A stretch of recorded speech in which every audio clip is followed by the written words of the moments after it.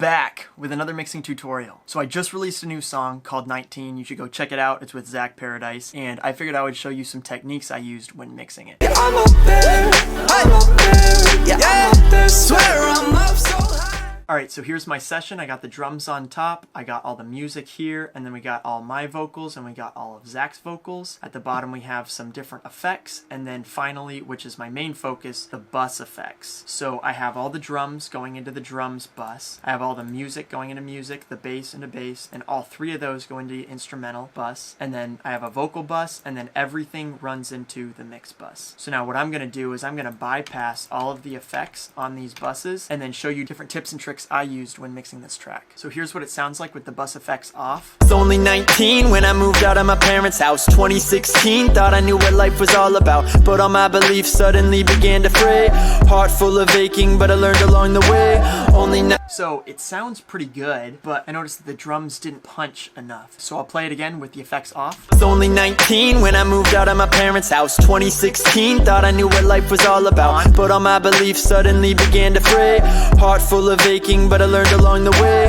Only 19, working with all of the artists that I played since I was 15. Listen on repeat, I was living out the dream I always dreamed of, sleeping on the floor in. So it might be a little bit difficult to hear, but when I add these effects, the drums get a little bit bigger and they feel a little bit punchier. So the main thing that's doing this is this compressor that I have on here, which you may have seen this if you watch my other tutorials. I do like this compressor a lot. It adds a little bit of saturation. I'm compressing just a little bit. So all that's doing is it's just bringing the drums up more into the forefront and kind of making it feel like you're being punched in the face a little bit more. Before that, I do have a little bit of EQ. It's really not much though. I'm just cutting out a little bit in the low end. I felt there was a little too much, but really it's not that much. It's like 1 decibel. So the next thing I want to show you is the vocals. So I'm doing a little bit more than I normally do on this vocal bus, but I'll show you what I did here's before. I was only 19 when I moved out of my parents' house. 2016, thought I knew what life was all about, but all my beliefs suddenly began to fray. Heart full of aching, but I learned along the way. Only 19, working with all of the artists that I played since I was 15. Listen on repeat, I was living out the dream I always dreamed of, sleeping on the floor in the corner on a sleeping bag beside the door. Yeah! So you'll notice that before the effects, it almost sounds a little bit louder, but it's also kind of bassy. It seems to be getting in the way of a lot of the instruments. And the main thing that is helping, now I have 4 plugins on here, but the main one I want to focus on is this first one. I have multiband compression going on. And I use multiband a lot in my mixes, especially on buses. So I use it on this vocal bus. I also am using it on the mix bus, which I'll show you in a little bit. But essentially here, let me show you what this is doing. I was only 19 when I moved out of my parents' house. 2016, thought I knew what life was all about, but all my beliefs suddenly began to fray. Heart full of aching, but I learned along the way. Only 19, working with all of the artists that I played since I was 15. Listen on repeat, I was living out the dream I always dreamed of, sleeping on the floor in the corner on a sleeping bag beside the door. Yeah! So you'll notice that it's really clamping that low end a lot. And then it's also, I'm actually boosting a little bit in the high end. I'm just raising this up, I mean barely, but it's enough that you can really tell the difference. And the brightness is actually, I think, coming more so from lowering a lot of the lows. And I did this because I wanted to control the vocals. It felt like the vocals were getting in the way of the music, and in the same way the music is getting in the way of the vocals, and they're kind of just stepping on each other. And so one way that I did this was multiband compression. Now also on this vocal bus, I have a little bit of compression, just the slightest bit. I was only 19 when I moved out of my parents' house. 2016, thought I knew what life was all about, but all my beliefs suddenly began to fray.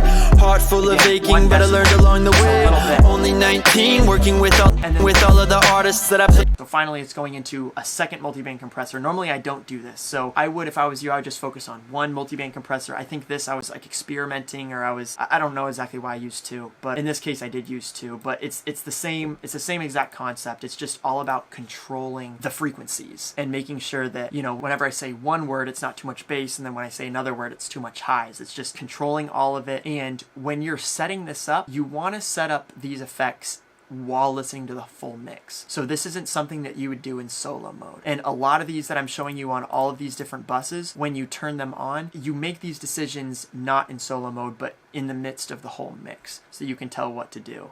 So with this, when I was listening through the whole mix and I felt like I needed multiband compression, it was because I felt like there was too many lows, but when I cut it with EQ, it just didn't sound right. I wanted more of that control. So I want it to be in your face like a compressor does, but still controlled without too much low end. Now when I get into the music, I actually am doing the same thing. So I have a multiband compressor that's controlling what is going on in the music. So let me play it. It's funny how I'm scared to be something, but way more terrified to be nothing. No, don't wake me up, I don't want to think that much. So you can see it's very light. So I'm not doing much at all. But again, this was something that I felt when I was listening to the mix as a whole. It seemed that it was sticking out. There were frequencies that were sticking out. So let me show you, just in solo mode, just to show you the music bus before any of these effects.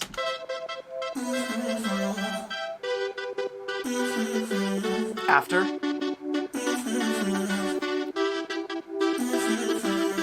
Before.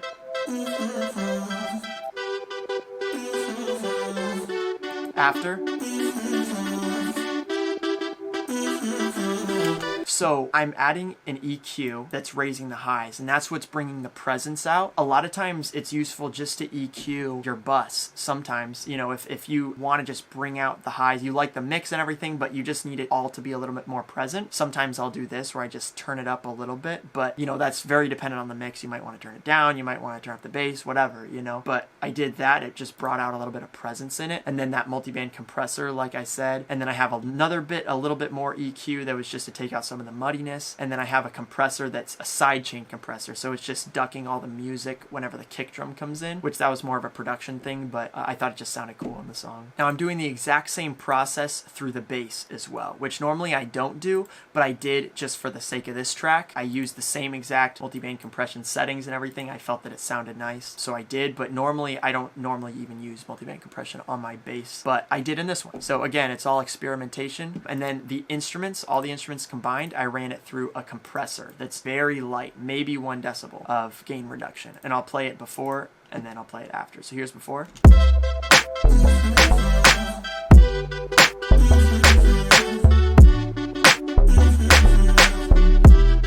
And after.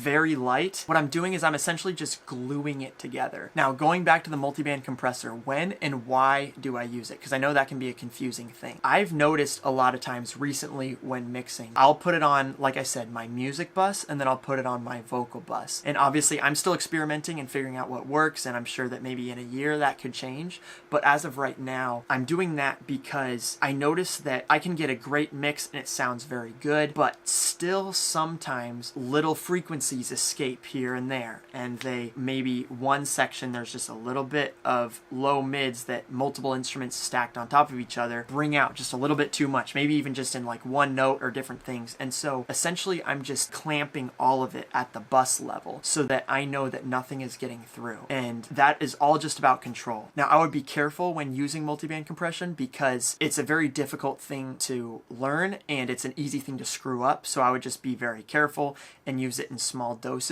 But I find that it can be very helpful and fix so many problems. So I hope that wasn't too confusing for you. I let you see inside, you know, my mix and show you what I was doing in here. And a lot of it is just experimentation, you know, try out what works. If the multiband compressor thing doesn't work for you, don't use it, you know? It's all just figuring out what works for you and what sounds good for you. Also, I wanted to mention that I just dropped a merch store where I'm selling my hats. I'm selling these jaded hoodies, which are super dope. I think they turned out amazing. This one is a Champion one, so for you guys who like Champion, you know, it's super comfortable, but I also have cheaper Gildan ones up there. And then I also have my gray Jaded Beat hat as well. So be sure to go buy those, and thank you. I'll see you guys in the next one.